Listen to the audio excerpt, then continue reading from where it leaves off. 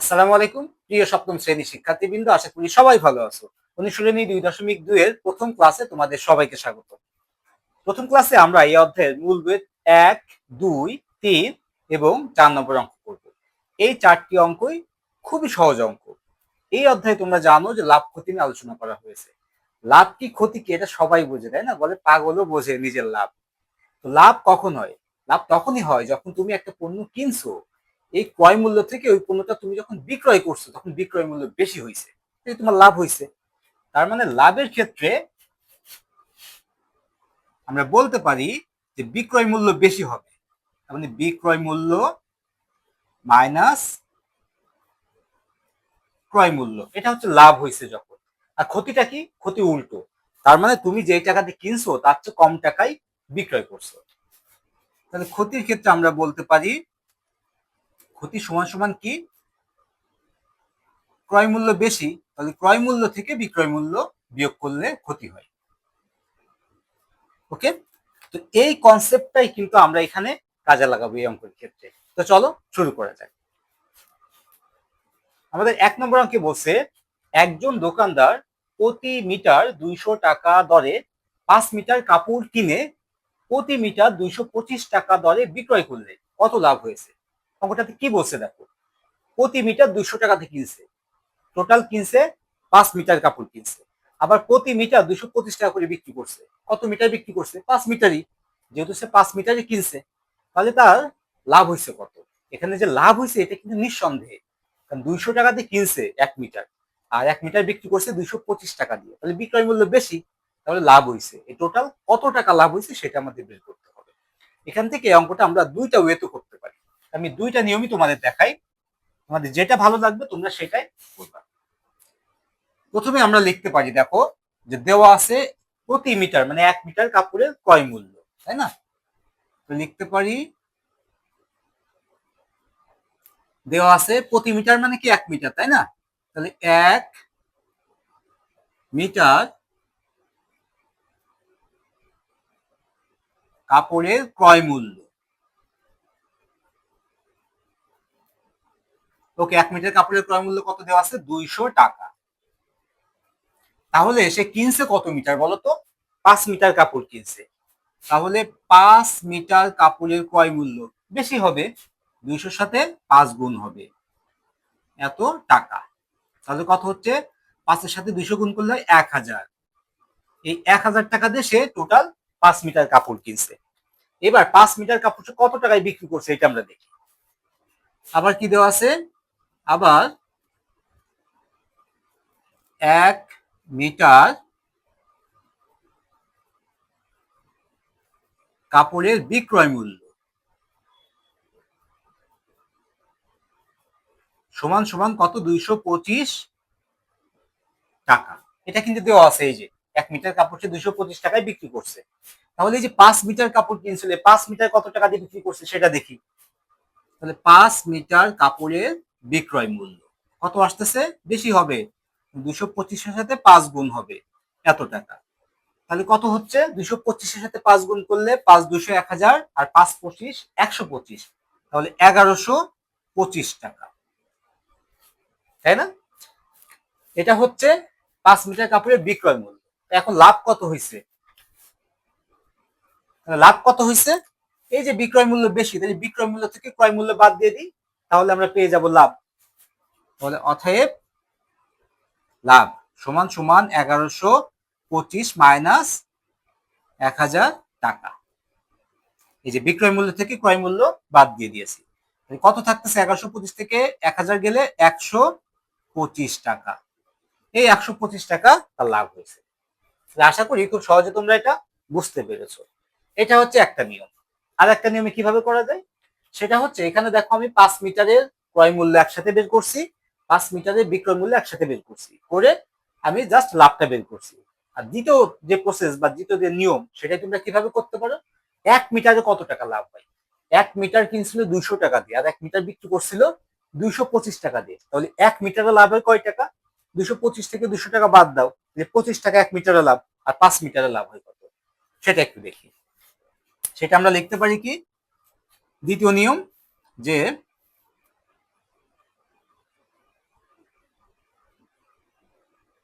দেওয়া আছে এক, এটা বড় করে লিখে দিই তাহলে তোমরা বুঝতে সুবিধা হবে। ওকে, তাহলে দ্বিতীয় নিয়ম আছে, দেওয়া আছে 1 মিটার কাপড়ের ক্রয় মূল্য 200 টাকা এবং 1 মিটার কাপড়ের বিক্রয় মূল্য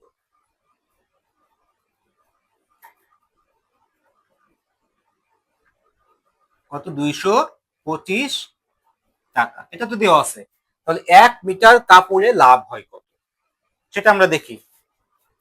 তাহলে 1 মিটার কাপড়ে বা কাপড় বিক্রয় করলে, যাই বলো না কেন, কাপড় বিক্রয় করলে লাভ হয় কত টাকা লাভ হয়? এই যে 1 মিটারের বিক্রয় মূল্য মাইনাস 1 মিটারের ক্রয় মূল্য, এত টাকা লাভ হয় 1 মিটার কাপড়ে। তাহলে কত আসতেছে? 25 টাকা। দেখো এই 25 টাকা লাভ হয়েছে কয় মিটারে? 1 মিটারে। আমি টোটাল এই যে দোকানদার কিনছিল কত মিটার? 5 মিটার। তাহলে 1 মিটারে 25 টাকা লাভ হয়েছে, তাহলে 5 মিটারে কত টাকা লাভ হয়েছে? তাহলে অতএব 5 মিটারে লাভ হয়। তাহলে কি হবে? এই 25-এর সাথে 5 গুণ হবে, তাই না? এত টাকা। তাহলে 5 25 কত? 125 টাকা। এই যে 125 টাকা লাভ হয়েছে। আশা করি এই নিয়মটাও তোমরা বুঝতে পেরেছো। এখন যেই নিয়মটা তোমাদের ভালো লাগবে সেই নিয়মটা তুমি করতে পারো, কোনো সমস্যা নাই। ওকে, এবার আমরা 2 নম্বরটি দেখি। 2 নম্বরটিতে বলছে একদম সেম 1 নম্বরের মতো, শুধু এখানে ভাষাটা চেঞ্জ হয়েছে, সংখ্যাটা চেঞ্জ হয়েছে। বলছে একজন কমলা বিক্রেতা প্রতি হালি 60 টাকা দরে 5 ডজন কমলা কিনে প্রতি হালি 50 টাকা দরে বিক্রয় করলে কত ক্ষতি হয়েছে? ক্ষতি হয়েছে এটা নিঃসন্দেহে। কেন? এক হালি কিনছে 60 টাকা দিয়ে আর এক হালি বিক্রি করছে 50 টাকা দিয়ে, তাহলে কি ক্ষতি হয়েছে? ওকে, এখন এই অঙ্কটাও 1 নম্বরের মতো 2টা নিয়মে করা যায়। তাহলে আমি যে কোনো একটা নিয়মে করে দিই, যেহেতু 2টা নিয়মে তোমরা বুঝে গেছো, তাহলে 2টা নিয়মে তোমরা করে ফেলতে পারো বাসায় বসে। একটা নিয়ম আমি করে দিই, একটা তোমরা বাসায় প্র্যাকটিস করে নিবা। 2 নম্বরে কি বলছে, কি দেওয়া আছে কি সেটা আগে লিখি। যে দেওয়া আছে, দেওয়া আছে কি এক হালি কিনছে কত টাকা দিয়ে? 60 টাকা দিয়ে। দেওয়া আছে এক হালি কমলার ক্রয় মূল্য কত টাকা? 60 টাকা। এটা দেওয়া আছে। আর দেওয়া আছে কি এক হালির বিক্রয় মূল্য, এক হালি কমলার বিক্রয় মূল্য কত টাকা দেওয়া আছে? 50 টাকা। ওকে, তাহলে এই 2টা দেওয়া আছে। এখন আমাদের এখানে যে ভাষাটা দিয়েছে দেখো, 5 ডজন কমলা কিনছে, ক্রয় মূল্য আর বিক্রয় মূল্য হালিতে দেওয়া আছে, আর সে কিনছে সংখ্যা 5 ডজন। তাহলে হালিকে ডজনে কনভার্ট করতে হবে অথবা ডজনকে হালিতে কনভার্ট করতে হবে। কি বড় কোনটা দেখো তো, হালি নাকি ডজন? ডজন বড়, তাই না? তাহলে আমরা লিখতে পারি যে 1 ডজনে কয় হালি হয়? 1 ডজনে কয়টা হয়? সংখ্যা হয় 12টা। আর এক হালি সমান কয়টা? 4টা। তাহলে 12কে 4 দিয়ে ভাগ করলে কত হয়? 3। তার মানে এক এক ডজন সমান সমান 3 হালি। আমরা লিখতে পারি যে 1 ডজন সমান সমান 3 হালি। তাহলে আমি এই যে কমলা বিক্রেতা টোটাল কত ডজন কিনছে? 5 ডজন। তাহলে 1 ডজন যদি 3 হালি হয়, তাহলে 5 ডজন সমান সমান 5 × 3 হালি সমান সমান 3 × 5 = 15 হালি। ওকে, আশা করি এই পর্যন্ত তোমরা সবাই ক্লিয়ার। এখন আমার যে কাজ সেটা হচ্ছে, এই যে এক হালি ক্রয় করছিল 60 টাকা দিয়ে আর এক হালি বিক্রয় করছিল 50 টাকা দিয়ে, তাহলে এক হালিতে কত ক্ষতি হয়েছে সেটা বের করা। তাহলে লিখতে পারি অতএব এক হালি কমলা বিক্রয় করলে ক্ষতি হয়। কত ক্ষতি হয় বলতো এক হালিতে? এই যে 50 থেকে 60 বিয়োগ করো, মানে সরি 60 থেকে 50 বিয়োগ করো, কারণ 60 হচ্ছে ক্রয় মূল্য, ক্রয় মূল্য থেকে বিক্রয় মূল্য কম, তাহলে ক্ষতি হয়েছে। এই ক্ষতি হয়েছে কত টাকা? 60 - 50 টাকা সমান সমান 10 টাকা। এই 10 টাকা ক্ষতি হয়েছে এক হালিতে। টোটাল ওই কমলা বিক্রেতা কিনছিল কয় হালি দেখো তো? 15 হালি। এক হালিতে 10 টাকা ক্ষতি, তাহলে 15 হালিতে কত টাকা ক্ষতি? তাহলে অতএব 15 হালিতে ক্ষতি হয় সমান সমান এই 10 গুণিত 15 এত টাকা। 15 10 কে 150 টাকা। তাহলে টোটাল এই যে সে 5 ডজন কমলা কিনছিল বা 15 হালি কমলা কিনছিল, এতে তার ক্ষতি হয়েছে 150 টাকা। আশা করি তোমরা বুঝতে পেরেছো। দ্বিতীয় যে নিয়মটি আছে সেটা তোমরা বাসায় বসে করে নিও। কিভাবে করবা সেটা হচ্ছে, এক হালি কমলার ক্রয় মূল্য 60 টাকা দেওয়া আছে, 15 হালি কিনছে, 15 হালির কমলার ক্রয় মূল্য কত বের করে দিবা। আবার এক হালি কমলার বিক্রয় মূল্য 50 টাকা দেওয়া আছে, 15 হালি কলার বিক্রয় মূল্য কত? 50 সাথে এটা গুণ করলে বেড়ে যাচ্ছে। এবারে 15 হালি কমলার ক্রয় মূল্য মাইনাস 15 হালি কমলার বিক্রয় মূল্য, এটাই হচ্ছে ক্ষতি। ওকে, এবার আমরা 3 নম্বরটি দেখি। 3 নম্বর কি বলছে দেখো, বলছে রবি প্রতি কেজি 40 টাকা দরে 50 কেজি চাউল কিনে প্রতি কেজি 44 টাকা দরে বিক্রয় করলে কত লাভ বা ক্ষতি হবে? আগে বুঝতে হবে লাভ না ক্ষতি হয়েছে। 1 কেজি কিনছে 40 টাকা দিয়ে, আর 1 কেজি বিক্রি করছে 44 টাকা দিয়ে। ক্রয় মূল্য হচ্ছে বিক্রয় মূল্য বেশি হয়েছে, তাহলে লাভ হয়েছে। ওকে, এই অঙ্কটাও তুমি দুইটা ওয়েতে করতে পারো। এই যে এই অঙ্কগুলো 1 আর 2 যেভাবে দুইটা ওয়েতে করা যায়, সেম এটাও দুইটা ওয়েতে করা যায়। আমি একটা নিয়ম দেখাই দিই, বাকিটা তোমরা বাসায় বসে করে দিবা। তাহলে 3 নম্বরে প্রথমে আমরা লিখতে পারি কি, দেওয়া আছে কি আমাদের,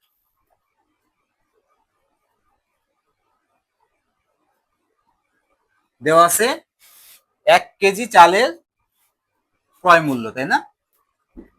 1 কেজি চালের ক্রয় মূল্য কত টাকা দেওয়া আছে? 40 টাকা। এবং 1 কেজি চালের, এখানে যদিও ভাষাটা চাউল দিয়েছে, তাহলে আমরা চাউলই দিই। ওরা যেটা দিয়েছে চাউলের বিক্রয় মূল্য সমান সমান 44 টাকা। ওকে, এটা আমাদের দিয়ে দিয়েছে। আর একটা তথ্য দিয়েছে, সেটা হচ্ছে কত কেজি কিনছে? 50 কেজি কিনছে, তাই না? মোট চাউল ক্রয় করে 50 কেজি। এই ডাটাগুলো আমাদের কোশ্চেনে দেওয়া আছে। তাহলে এখান থেকে দেখো 1 কেজিতে সে কত টাকা লাভ করছে। তাহলে 1 কেজি বিক্রয় মূল্য থেকে 1 কেজি ক্রয় মূল্য বাদ দিয়ে দাও, তাহলে 1 কেজিতে লাভ বেড়ে যাচ্ছে। আমরা লিখতে পারি অতএব 1 কেজি চাউল বিক্রয় করলে লাভ হয় কত টাকা? লাভ হয় 44 থেকে 40 বিয়োগ করে দাও, তাহলে 4 টাকা। এটা হচ্ছে 1 কেজির লাভ। তাহলে টোটাল সে কিনছিল কত কেজি? 50 কেজি। তাহলে 50 কেজিতে কত লাভ হয়েছে? তাহলে অতএব 50 কেজি চাউলে লাভ হয়। 1 কেজিতে 4 টাকা, 50 কেজিতে 4 গুণিত 50 টাকা। 4 50 কত? 200 টাকা। তাহলে টোটাল 50 কেজি চাউল বিক্রয় করে তার লাভ হয়েছে 200 টাকা। এটা অ্যান্সার। ওকে, আশা করি বুঝতে পেরেছো। দ্বিতীয় নিয়মটা কি? এই যে 1 কেজি দাম দেওয়া আছে, তাহলে 50 কেজি দাম বের করবা, ক্রয় মূল্য 1 কেজি বিক্রয় মূল্য দেওয়া আছে, 50 কেজি বিক্রয় মূল্য বের করবা। তারপরে লাভ মানে কি, বিক্রয় মূল্য থেকে ক্রয় মূল্য বাদ দিয়ে দিলে লাভ হয়ে গেল। ওকে, এবার আমরা 4 নম্বরটি দেখি। 4 নম্বরটিতে আমাদের কি বলছে, প্রতি লিটার মিল্ক ভিটা দুধ 52 টাকায় কিনে 55 টাকা দরে বিক্রয় করলে শতকরা কত লাভ হয়? এই যে 3টা অঙ্ক করছি আমরা, এই 3টা অঙ্ক কিন্তু শতকরা কত লাভ ক্ষতি বলেনি, বলছে মোট লাভ বা মোট ক্ষতি কত। আর এটাতে বলছে শতকরা কত লাভ। শতকরা মানে কি? 100-তে, তাই না? তাহলে 100-তে কত লাভ হয়েছে সেটা আমাদের নির্ণয় করতে হবে। তাহলে আমরা প্রথমে লিখতে পারি কি কি ডাটা আমাদের দেওয়া আছে।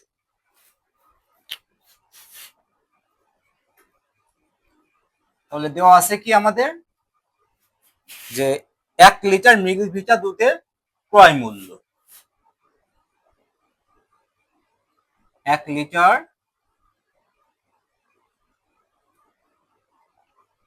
মিল্কভিটা দুধের ক্রয় মূল্য কত দেওয়া আছে? 52 টাকা, 52 টাকা। এবং আর কি দেওয়া আছে? 1 লিটার